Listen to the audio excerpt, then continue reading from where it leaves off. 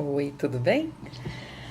Ah, o ditado é: no te acostarás sin aprender una cosa más. Então, o que eu quero fazer desse momento aqui é um momento de intercâmbio justamente desses aprendizados. São alguns aprendizados de muito tempo e outros aprendizados mais recentes. Mas o que é importante é a gente não dormir sem ter aprendido uma coisa a mais. O que tem me chamado a atenção nesse processo, principalmente o processo desse ano, que é um ano em que eu tenho feito muito mais viagens, talvez o ano em que eu mais viagens faça na minha vida, por questões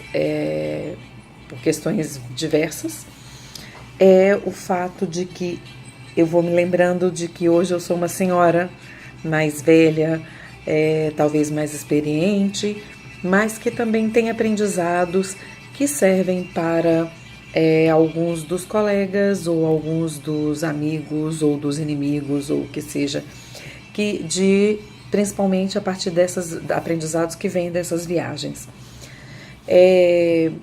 Existem algumas posturas que elas marcam a vida da gente e que elas vão se perpetuando com o tempo, principalmente a partir do que é a nossa formação, do que é a cultura na qual a gente está inserido ou na qual a gente cresceu. E uma delas é a postura de não posso, não devo e isso não é para mim. A gente vai falar mais detalhadamente dessas posturas de não posso, não devo ou isso não é para mim em outros momentos, mas isso também tem a ver com a postura das viagens. Durante a minha primeira viagem internacional, ela foi de ônibus, em 96. Foi uma viagem bem interessante. Acho que talvez a previsão dela era para 24 horas e acabou sendo 36, ou era 36, acabou sendo 48. Não, era 24 para 36 mesmo. Foi uma viagem de ônibus e eu estava bem segura. Não tinha grandes desafios, eu estava indo para a casa de uma família muito querida, com quem eu tenho contato até hoje. A minha primeira viagem de avião foi em 97. Foi quando apareceram as passagens baratas da Gol, e eu me lembro que eu viajei por R$44 do Rio para Vitória. Bom, de Vitória para o Rio, que eu morava no Vitória. Logo depois, a primeira viagem internacional por avião aconteceu no ano de 2000, quando eu ganhei uma bolsa de estudos que me pagava a hospedagem e a alimentação. A hospedagem, uma alimentação e o curso. Isso foi para uma cidade que eu sequer sabia o nome, nunca tinha ouvido falar na minha vida, na cidade chamada Salamanca, na Espanha. Hoje eu sei que muita gente já conhece, já ouviu falar em Salamanca, principalmente porque eu falo muito em Salamanca. Pois é, nesse momento foi o primeiro momento em que eu passei por uma alfândega conscientemente. Evidentemente que na viagem de ônibus para Santa Fé, na Argentina, eu devo ter passado pela alfândega, mas eu não me lembro. Nesse momento, nessa primeira viagem para a Europa, foi onde eu percebi que existia todo um processo, e eu adoro aquela frase da ignorância. A ignorância é uma bênção quando você não sabe desse processo com tantos detalhes, de repente você fique mais tranquilo. E eu passei por esse processo com bastante ignorância, eu não sabia como que funcionava. Então, se alguém naquele momento me fez alguma piadinha ou algum problema, eu não me lembro. Aconteceu um evento em que eu acompanhei um colega e que eu conheci no aeroporto, né? Se fizesse algum esforço, talvez eu até me lembrasse do nome dele, talvez ele não se lembre de mim. E que nesse momento a preocupação era efetivamente a companhia desse moço que precisava de alguma ajuda extra, algum auxílio.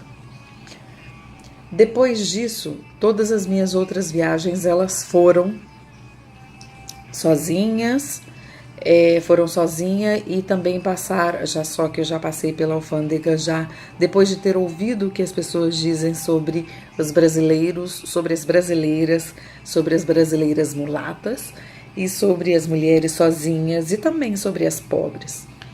E foi quando eu fui percebendo que era sempre um processo de muito nervosismo ao passar pela alfândega.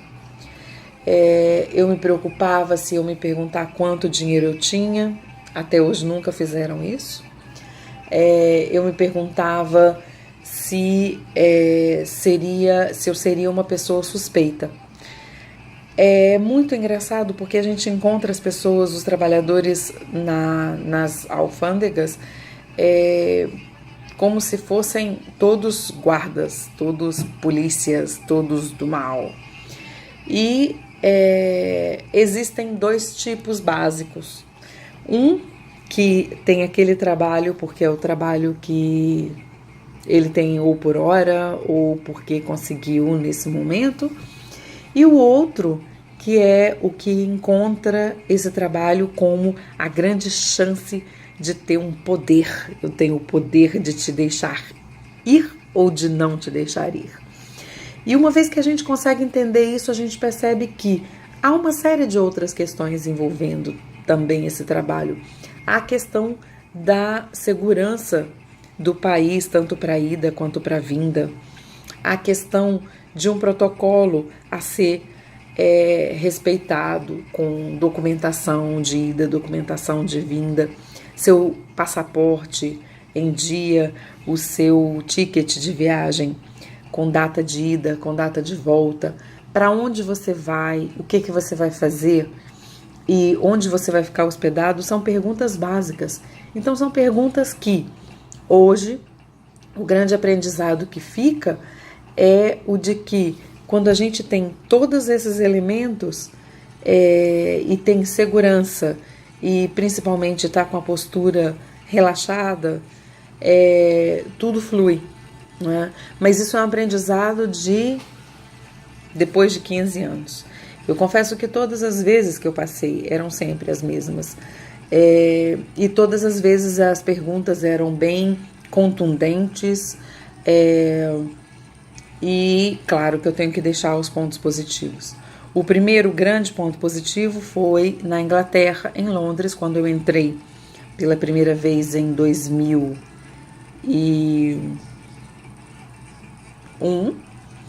E ali eu descobri que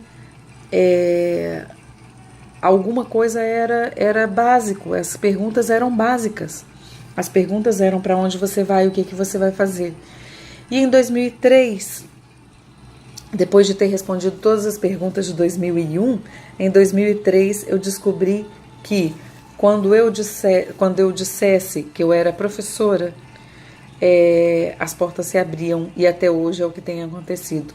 Uma vez que eu digo sou professora, as portas normalmente têm se aberto mesmo, o que mostra um respeito pela minha profissão, um respeito pela nossa trajetória e que também desfaz um pouco a minha impressão de que as coisas ficam difíceis só pelo fato da gente ser mulher, pobre e negra. Embora esses três elementos eles existem naquele momento. Outra coisa que é muito importante lembrar é o fato de que quando a gente está inseguro, o outro percebe que a gente está inseguro. E se a gente se coloca um pouco também na posição das pessoas que trabalham naquelas vigilâncias, eles estão procurando gente que esteja com material ilegal, que venda drogas ou que carregue drogas. Eles estão em uma posição que precisam defender os seus países também. Então, se a gente percebe, é mais ou menos como bichos. Eles inseguros, nós inseguros, mas nós temos que estar firmes e eles também têm que estar firmes. Então, não tem a história de que cachorro sente o cheiro do medo? É tranquilo. É só a gente acreditar e saber que as coisas estão certinhas. Então, se existem taxas, se existem valores que você tem que respeitar, tanto para ir como para vir, respeite. Se existem papéis que você precisa preencher, mantenha os papéis em mão. Eu faço uma pasta Vou pegar a pasta para vocês verem. Aqui está a pasta que eu falei para vocês, onde eu coloco todas as questões que eu preciso e cada uma em uma folha diferente. Então, os dados da viagem, os dados do voo, da ida e da volta, seguro de saúde, o nome dos meus contatos no país para onde eu estou indo, e quando as pessoas perguntam, está tudo aqui. As cartas de convite, quando são países que precisam de carta convite, o endereço dos meus amigos, o telefone de contato também, e principalmente o bilhete de ida e volta. Essas coisas ajudam e fazem com que a gente se sinta mais seguro também, e com certeza você também mostra para o agente de alfândega, de